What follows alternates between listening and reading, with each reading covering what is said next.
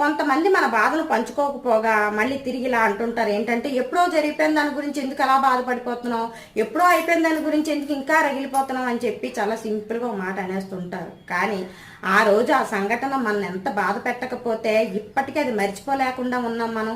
బాధ మనది, నొప్పి మనది, కన్నీళ్లు కూడా మనదే.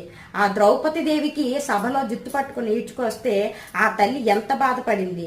ఆ భర్తలందరూ చేతులు కట్టుకుని కూర్చుని ఉంటే ఆ శ్రీకృష్ణ పరమాత్ముడు ఆ తల్లికి సహాయం చేయకపోతే ఆ తల్లి పరిస్థితి ఏంటి?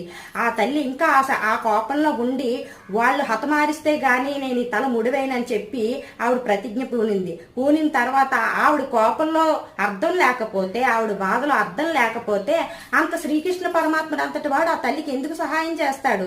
ఆ తల్లి బాధకి ఆ తల్లి ఆవేదనలో అర్థం ఉంది కాబట్టే ఆ పరమాత్ముడు కూడా ఆవిడ సహాయం చేశాడు.